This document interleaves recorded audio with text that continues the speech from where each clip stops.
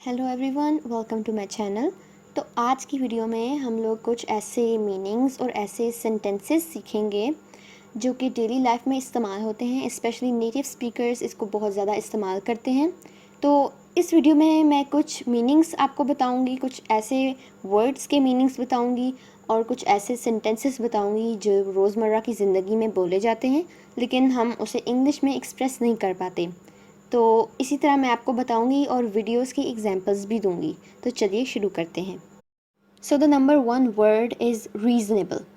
Reasonable का मतलब होता है मुनासिब, सेंसिबल। उर्दू में इसको हम मुनासिब कह सकते हैं, रीज़नेबल। इसके बहुत ज़्यादा सेंटेंसेस बन सकते हैं। नेटिव स्पीकर इसको बहुत ज़्यादा इस्तेमाल करते हैं। ये जो नीचे सेंटेंस है ये आपको मैं एग्जांपल देती हूँ, इससे आपको पता चलेगा, आपको समझ आएगी रीज़नेबल की कि इसका मतलब क्या है। और उसके बाद मैं आपको वीडियो के एग्जांपल भी बताती हूँ। After so many silly answers the teacher was happy that her top student gave a reasonable response to the question. After so many silly answers, बहुत ज़्यादा अजीब आंसर्स के बाद टीचर खुश थी कि उसके सबसे टॉप स्टूडेंट ने कोई रीज़नेबल यानी कोई सेंसिबल रिस्पॉन्स दिया था क्वेश्चन के आंसर का। तो इस सेंटेंस से हमें ये समझ आती है कि रीज़नेबल का मतलब होता है सेंसिबल, जो थोड़ी अक्ल रखता हो, यानी कि बहुत ज़्यादा भी अजीब ना हो और ना बहुत ज़्यादा बुरा हो या बहुत ज़्यादा अच्छा हो। रीज़नेबल, मुनासिब। इसकी video example. will come upon the world. Time to transform. Wait. Please, Master, be reasonable. You are Still young. I'm only 186. So the second one is got it. So got it जो है वो question भी हो सकता है और answer भी हो सकता है। गॉट इट हम दो तरीके से इस्तेमाल करते हैं। फॉर एग्ज़ाम्पल कि अगर कोई आपसे पूछे कि क्या तुम्हें प्राइज़ मिला, तो आप बोलेंगे येस आई गॉट इट। और दूसरा, कोई आपको समझा रहा है कुछ और आपको समझ आ गई है तो वो बोलेगा गॉट इट, तो आप बोलेंगे गॉट इट। इसलिए यहाँ पर मैंने एक गॉट इट क्वेश्चन मार्क में लिखा है और एक फुल स्टॉप में, यानी कि ये दोनों तरीके से पूछा जा सकता है। कोई आपसे पूछ रहा है कि गॉट इट, समझ आई, और आप जवाब देंगे गॉट इट, समझ आ गई। और दूसरा इस तरह बोला जाता है कि अगर आपने कोई प्राइज़ जीता है या आपको कुछ मिल गया है तो कोई आपसे पूछा है कि क्या तुम्हें मिला है, तो आप बोल सकते हैं yes I got it. Now the example video. Going off for 15 minutes. You're going to be late for your first day back at school. Got it, Mom. Number 3। तो नंबर 3 में जो वर्ड है वो है glad. Glad is used frequently by natives and glad का मतलब होता है बी हैप्पी, खुश होना, बहुत खुश होना, अच्छा लगना। Glad, happy. तो हम इसको बहुत ज़्यादा वर्ड्स में, बहुत ज़्यादा सेंटेंसेस में इस्तेमाल कर सकते हैं। हैप्पी की जगह हम लोग ग्लैड लगा सकते हैं। फॉर एग्ज़ाम्पल यहाँ पर मैंने नीचे एग्जाम्पल सेंटेंस दिया है, I am glad you are back. यहाँ हम ग्लैड के बजाय दरअसल हैप्पी भी आता है, I am happy you are back. लेकिन ग्लैड जो है वो नेटिव स्पीकर्स बहुत ज़्यादा इस्तेमाल करते हैं। I am glad you are back. For example कोई गुम गया था तो वो वापस आ गया, तो आप बोलेंगे I am glad you are back, मैं खुश हूँ कि तुम वापस आ गए हो। इस तरह का second sentence, I am glad to find my necklace. I am glad to find my necklace. जब आपकी कोई चीज़ गुम जाती है और जब वो मिलती है तो हम बहुत खुश होते हैं, तो उसको हम हैप्पी बोलते हैं। लेकिन हम हैप्पी की जगह क्या लगाएंगे? Glad. I am glad to find my necklace. मैं बहुत खुश हूँ कि मुझे मेरा नेकलेस मिल गया। Example video. la la la la la la la la. Dad, these are so awesome. Glad you like them. Thank you, Dad. My class will love them. You're the best. Number 4। Number 4 में हमारे पास word है disaster. Disaster का मतलब है बहुत ज़्यादा बड़ी आफत या कोई बहुत ज़्यादा मुश्किल में आ जाना, बहुत ज़्यादा बड़ी आफत आ जाना। तो ये बहुत ज़्यादा इस्तेमाल होता है। नेटिव स्पीकर जैसे काफ़ी ज़्यादा इस्तेमाल करते हैं। कोई भी चीज़ गलत हो जाए या कोई आफत आ जाए तो हम कह सकते हैं, यहाँ पे नीचे एग्जांपल सेंटेंसेस हैं, the flood is a disaster. जो सैलाब है वो एक डिज़ास्टर है, बहुत बड़ी आफत है। इसी तरह का दूसरा सेंटेंस, इट्स अ डिज़ास्टर, ये बहुत बड़ा मतलब बहुत बड़ी मुश्किल चीज़ है, बहुत बड़ी आफत है। एग्जाम्पल वीडियोज़, दो किस्म की एग्जाम्पल वीडियोज़ हैं। Number 1, Thank you, miss. Oh, what a disaster. और इसी तरह की दूसरी example, And worst of all, Adrian will never talk to me again. This is a disaster, a disaster, a disaster, a disaster. Just breathe. Everything's gonna be okay. It is. But yeah. Besides, it's too late anyway. The show's live. Oh no! This is a disaster! A disaster! A disaster! A disaster! so now we are at the number 5 which is the word gonna. तो gonna means going to, यहाँ पर नीचे लिखा हुआ है going to. तो native speakers तेज़ी में बोलते हैं ना, तो वो आपने अक्सर सुना होगा, वो going to नहीं बोलते, वो उसकी जगह gonna बोलते हैं. For example, I'm gonna do my work. I'm gonna do my work. इसको लिखने में going to ही लिखते हैं, लेकिन इसको बोलते gonna है. ठीक है, यहाँ पर मैंने इसलिए लिखा है ताकि आपको समझ आए. ठीक है, I'm gonna do my work. मैं अपना काम करने जा रही हूँ. हम इसके बजाय I am going to do my work भी कह सकते हैं, बट यहाँ पर मैं आपको नेटिव स्पीकर्स किस तरीके से बोलते हैं वो सिखा रही हूँ. तो I am gonna do my work. I am gonna do my work. इसी तरह का दूसरा सेंटेंस है she is gonna prepare a presentation. She is gonna prepare a presentation. इस तरह हमें समझ आ जाती है कि gonna means going to, क्योंकि नेटिव स्पीकर्स बहुत सारे वर्ड्स इस तरह बोलते हैं कि समझ नहीं आती. तो अब मैंने आपको ये gonna वर्ड्स बता दिया है, जब कोई बोलेगा तो आपको समझ आ जाएगी कि gonna means going to, क्योंकि going और to को मिला के उन्होंने gonna बना दिया है. gonna, I'm gonna do my work. Example video. Oh no, I'm gonna be late! Have a nice day, sir! Okay, so we are at number 6. Number 6 में है why don't you. It's a kind of sentence, लेकिन ये आधा sentence है और इसका मतलब है तुम क्यों नहीं, तुम क्यों नहीं. इस तरह मैंने सेंटेंस बताए हैं. why don't you जो है ये सवाल है. why don't you यहाँ मैंने बताना, मैं आपको इसलिए बता रही हूँ क्योंकि why don't you हम लोग ज़्यादातर इस्तेमाल सवालिया तौर पर नहीं करते. For example, why don't you brush your teeth. why don't you brush your teeth. Native इस तरह बोलेंगे why don't you brush your teeth. और जो नॉर्मल पीपल जो इंग्लिश बोलते हैं या जो बिगिनर हैं वो इस तरह बोलेंगे why you don't brush your teeth. लेकिन हम इसको थोड़ा सा और एडवांस बना रहे हैं, तो हम बोलेंगे why don't you brush your teeth. why don't you brush your teeth. इसी तरह second sentence, why don't you have lunch with your friends. why don't you have lunch with your friends. why don't you, तुम क्यों नहीं lunch अपने friends के साथ करते, तुम क्यों नहीं अपने दांत ब्रश करते. Example of a video. Nino, why don't you have a seat in the front row this year? So friends, now we are at number 7. तो यहाँ पर है एक सेंटेंस जो है here we go again. Here we go again बहुत ज़्यादा इस्तेमाल होता है, मैं तो कहूँगी बहुत ही ज़्यादा इस्तेमाल होता है. Native speakers use this a lot. तो here we go again की मैं यहाँ पर पहले डेफिनेशन आपको बताती हूँ, उसके बाद आपको समझाती हूँ कि ये कह रहे हैं. Said to indicate that the same events, typically undesirable ones, are recurring. यानी कि वो हालात, वो इवेंट्स जो कि हम नहीं चाहते हों वो बार बार हो रहे हैं. यानी स्पेशली वो काम जो आपको अच्छा ना लगता हो, ना पसंदीदा हो, वो बार बार होए, तो हम कहेंगे here we go again. here we go again. या फिर अगर आपसे कोई बात कर रहा हो और आपको पसंद ना हो, या वो जो काम कर रहा हो वो आपको पसंद ना हो, तो आप बोलेंगे here we go again. या कोई और ऐसा काम कर रहा है जो आपको पसंद नहीं है, तो आप कहेंगे here she goes again. here she goes again. या here they goes again. Example of video. Marinette du Pen Chang. Here we go again. Okay, so now we are at number 8.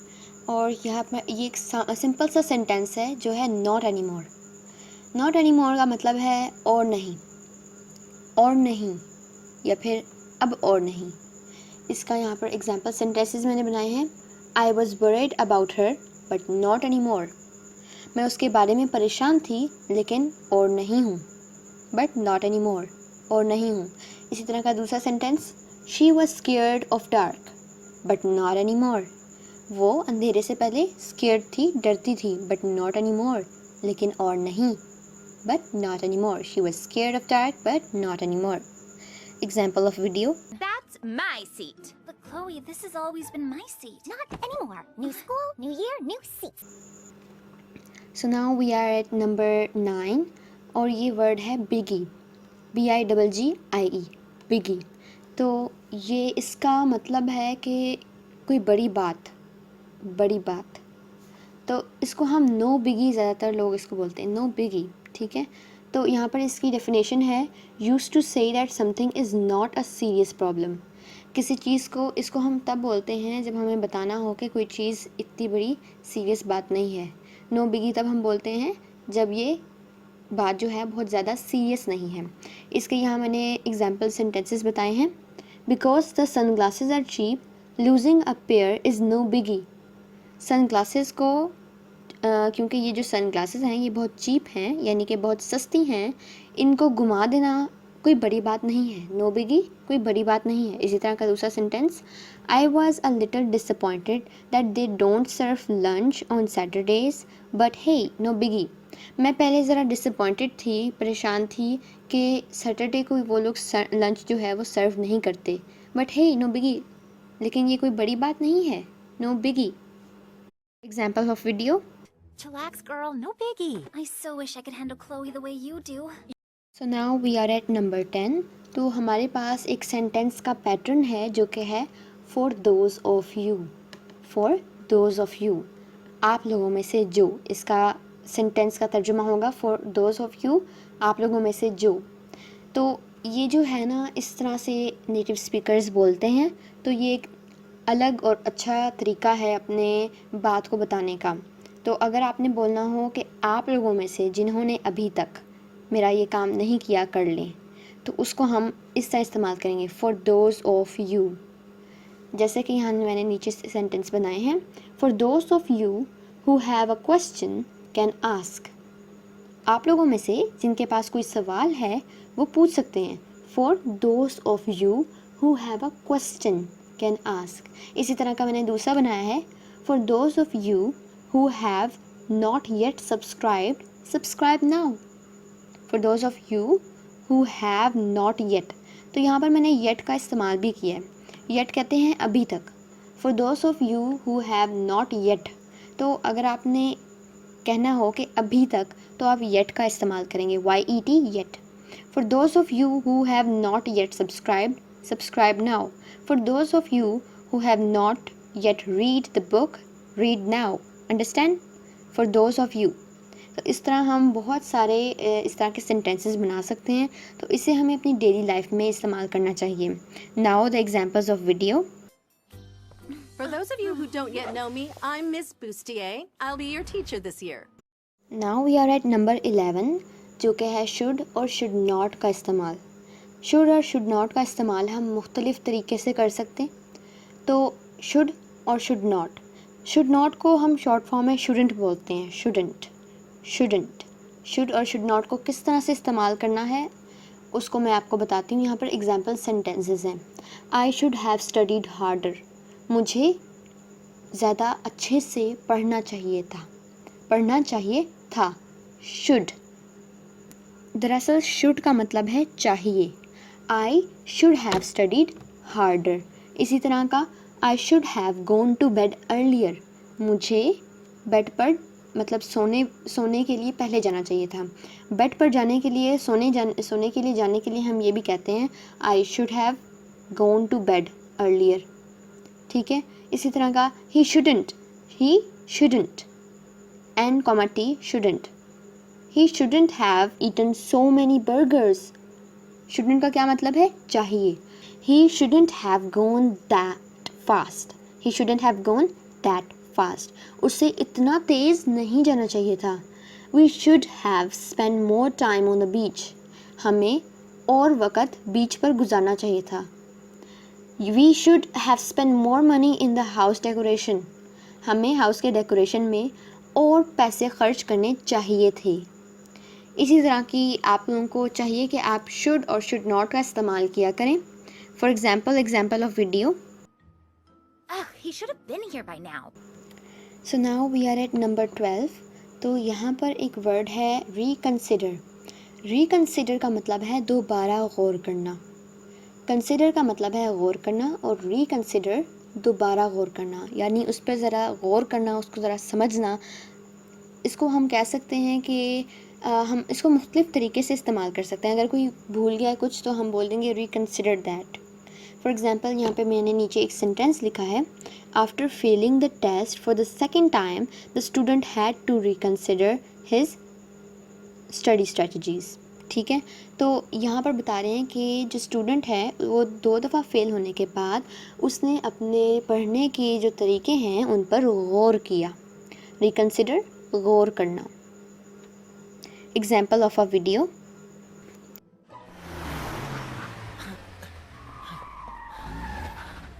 Adrian, please reconsider. You know what your father wants. So now we are at number 13। तो यहाँ पर एक word है वाना, WANNA, वाना। ठीक है, इसको वाना नहीं बोलते लेकिन इसको हम एक्चुअली वांट टू बोलते हैं, लेकिन अंग्रेज़ इंग्लिश पीपल जो हैं, नेटिव इंग्लिश स्पीकर्स, इसे वांट टू को वाना बोलेंगे। ये सिर्फ हम बोलने में बोलते हैं, लिखने में हम WANNA नहीं बोलेंगे। यहाँ पर मैंने सिर्फ समझाने के लिए लिखा है। ठीक है, आपने लिखते वक्त वांट टू ही लिखना है, लेकिन अगर आप पढ़ना चाहें तो आप वाना भी पढ़ सकते हैं। तो वो लोग वांट टू को वाना बोलते हैं। ठीक है, फॉर एग्ज़ाम्पल यहाँ पर नीचे मैंने सेंटेंसेस लिखे हैं। She wanna give her a birthday surprise. She wanna give her a birthday surprise. अब आपको वांट टू का मतलब तो पता होगा। जब आप किसी नेटिव स्पीकर को सुनेंगे तो वो बोलेगा आई वाना गो, तो आपको समझ नहीं आएगी कि वाना होता क्या है। तो दरअसल वो वाना, वांट और टू को मिला के वाना बोलते हैं। इस तरह मैंने आपको पहले गाना भी बताया था, उसी तरह वाना, आई वाना गो। इसी तरह एक और सेंटेंस है, दे वाना कम, ही वाना ईट द फूड। इसी तरह से हम जब भी वांट टू बोलें, अगर हम चाहते हैं कि हमारी जो तरीका है बोलने का वो बहुत ज़्यादा एडवांस हो, तो हम उसको वांट टू के बजाय हम वाना बोल सकते हैं। वांट टू भी बोल सकते हैं, ऐसा नहीं है कि हम लोग नहीं बोल सकते, वो गलत है, वो बिल्कुल सही है। बिकॉज़ ये वीडियो जो है ये नेटिव स्पीकर्स की तरह बोलने पे बता रही है आपको कि हम किस तरीके से नेटिव स्पीकर्स की तरह साउंड कर सकते हैं, उनकी तरह कौन से ऐसे वर्ड्स बोल सकते हैं। इसलिए यहाँ पर हम वांट टू के बजाय वाना यूज़ करेंगे। आई वाना गो, दे वाना कम, he wanna eat the food. Example of video. But this is what I want to do. So now we are at number 14 और यहाँ पर जुमला है what is so wrong with that. अब आप कहेंगे यहाँ पर इन्होंने so क्यों लगाया। दरअसल इन्होंने यहाँ so इसलिए लगाया है क्योंकि वो जिस तरह की सिचुएशन होती है ना उसमें सो मैच करता है। ठीक है, नेटिव स्पीकर्स मोस्टली इसको सो लगाते हैं। ठीक है, मुख्तलिफ इस तरह के सेंटेंसेस में वो सो लगाते हैं।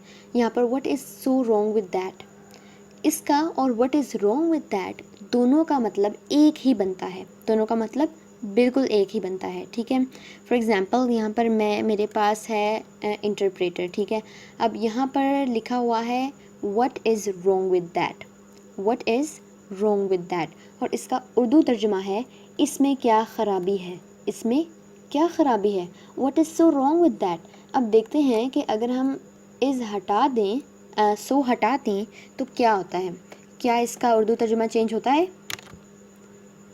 What is wrong with that, इसमें क्या ख़राबी है। अब देखें इसमें सो लगाएं या ना लगाएं, उसका जो ट्रांसलेशन है वो एक ही बन रही है। इट मीन्स के नेटिव स्पीकर्स इसको सो लगाते हैं ताकि वो मतलब सुनने में अच्छा लगे। ठीक है, तो सो लगाने से ये ज़्यादा नेटिव स्पीकर्स की तरह लगता है। ठीक है, और what is wrong with that भी लोग बोलते हैं, ऐसा नहीं है कि नहीं बोलते, लेकिन what is so wrong with that is more native speaker type. हम इसलिए हम सो लगाएं या ना लगाएं एक ही बात है, लेकिन नेटिव स्पीकर्स सो इस्तेमाल करते हैं। For example of video. Just want to go to school like everybody else. What's so wrong with that? So now we are at number 15 जो कि है what is going on. What is going on बहुत ज़्यादा इस्तेमाल होता है, native speaker इसे बहुत ज़्यादा इस्तेमाल करते हैं। दरअसल अगर कोई नेटिव स्पीकर ना हो और उसे इंग्लिश आती हो लेकिन वो नेटिव स्पीकर ना हो तो वो बोलेगा what is happening, what is happening. But more like native what is going on ज़्यादा सूट करता है। व्हाट इज़ गोइंग ऑन या फिर व्हाट्स गोइंग ऑन या व्हाट्स गोइंग ऑन हियर, ये हम तब इस्तेमाल करते हैं जब आपको नहीं पता यहाँ पर क्या हो रहा है या फिर कुछ अजीब हो रहा है, तो हम बोलते हैं what is going on, what's going on here. इस तरह हम व्हाट्स गोइंग ऑन या व्हाट इज़ गोइंग ऑन इस्तेमाल करते हैं। अब वीडियो की एग्जांपल ले लें। Stadium. The rest of you can head over to the library. Jim! Ivan, what is going on? Hello? Is this the police? Get me the army! What's going on? He had Ivan's voice? Now we are at number 16। तो यहाँ पर एक जुमला है, I am so out of here. ये बिल्कुल वैसा ही है जैसा मैंने आपको पिछले आई थिंक इससे पिछले वाले सेंटेंस में बताया था, that what's so wrong with that. तो यहाँ आई am so out of here बिल्कुल वैसा ही है, I am so out of here. लेकिन यहाँ मेरा मकसद ये है कि सो जो है वो बिला वजह इस्तेमाल भी नहीं होता, यहाँ पर मतलब एक्स्ट्रा लगा देते हैं ना, आई am so out of here. I am out of here का और आई am so out of here का एक ही मतलब था, लेकिन समटाइम्स सो जो है वो वैसे भी इस्तेमाल होता है। जैसे क्या तुम्हें पता है कि कल बारिश हुई, तो कोई जवाब देगा सो, यानी सो का मतलब होता है तो आई am so out of here का मतलब है I am out of here. इसको हम सिंपल तौर पे I am out of here भी कहते हैं, ठीक है। Native speaker I am so out of here कहते हैं, ठीक है। इसी तरह words so wrong with that, I am so not feeling well, I am so not feeling well. यहाँ पर थोड़ा सा जुमला चेंज हो जाता है, आई एम सो मैं तो, ठीक है। आई एम सो का मतलब होगा मैं तो, नॉट फीलिंग वेल सही फील नहीं कर रही, यानी कि मेरी तबीयत ठीक नहीं है। I am so not feeling well. तो इसी तरीके से यहाँ पर वीडियो के एग्जाम्पल ले लें। Supervillain! GPS check. Battery check. I am so out of here. Now we are at number 17। तो इसमें यहाँ पर मैंने आपके साथ दो वर्ड्स शेयर किए हैं। पहला है इनक्रेडिबल। पहले हम इनक्रेडिबल को समझ लेते हैं। इनक्रेडिबल का मतलब होता है ना यकीन, ऐसी चीज़ जिस पे यकीन करना मुश्किल हो, ऐसी चीज़ जिस पे यकीन करना बहुत मुश्किल हो। फॉर एग्ज़ाम्पल कोई आपसे कहता है कि वो बिल्ली बिल्डिंग से गिरी लेकिन फिर भी बच गई, तो आप बोलेंगे दिस इज़ इनक्रेडिबल, ये ना यकीन है। This is incredible, this is incredible, ये ना यकीन है। इसी तरह दूसरा सेंटेंस, दूसरा वर्ड है इंडीड। इंडीड का मतलब है बेशक, जिस पे कोई शक नहीं होता हम कहते हैं Indeed. This is Indeed true, ये बेशक सच है। This is Indeed true. इसी तरह से हम बहुत सारे वर्ड्स बना सकते हैं। Example from the video. As incredible as it seems, it's been confirmed that Paris is indeed being attacked by a supervillain. The police have been struggling to keep the situation under control. Now we are at number 18, which is the word scared. तो बहुत सारे लोग scared भी इस्तेमाल करते हैं, बहुत सारे लोग afraid भी इस्तेमाल करते हैं, लेकिन scared जो है वो ज़्यादातर बोलते हैं नेटिव स्पीकर्स। scared का मतलब है डरना। scared, afraid और इस तरह के बहुत सारे वर्ड्स हैं जिनको हम मुख्तलिफ तरीक़ों से बोल सकते हैं। Example from the video. Everything's okay. Don't be scared. No, stop! We are at number 19 और यहाँ पर वर्ड है मस्ट बी। यहाँ पर जिस तरीके से हम मस्ट बी इस्तेमाल करना है वो बताऊँगी मैं आपको। मस्ट बी का मतलब है ज़रूर, मस्ट बी ज़रूर। For example this must be true, ये ज़रूर सच है। This must be true, this must be true. या फिर it must be a trap, ये ज़रूर कोई जाल है। It must be a trap. He must be sick, वो ज़रूर बीमार है। This has to be some mistake. The only superpower I could possibly have is super awkwardness. Now let's move on to the last one, number 20, which is get the hang of. Get the hang of का मतलब है to learn how to do something, especially when it is not simple or obvious. यानी कि कोई चीज़ जो थोड़ी मुश्किल हो उसको सीखना या सीख रहा होना, उसे हम हैंग ऑफ कहते हैं। Get the hang of. For example इसको आपको समझ आएगी सेंटेंसेस से। I am starting to get the hang of how to use this computer. इससे हमें समझ आ रही है कि I am starting to get the hang of how to use this computer, यानी कि मैं समझ रही हूँ कि ये कंप्यूटर, यानी कि तकरीबन मुझे समझ आ रही है कि इस कंप्यूटर को किस तरीके से इस्तेमाल करना है। इसी तरह का दूसरा, I finally got the hang of this computer program. I finally got the hang of this computer program. Finally मैं इस कंप्यूटर को आराम से कर सकती हूँ, तो हम उसे बोलेंगे हैंग ऑफ। जो नेटिव होते हैं वो हैंग ऑफ वर्ड इस्तेमाल करते हैं। I finally got the hang of this computer program. इसी तरह third sentence, I'll teach you how to use the design program.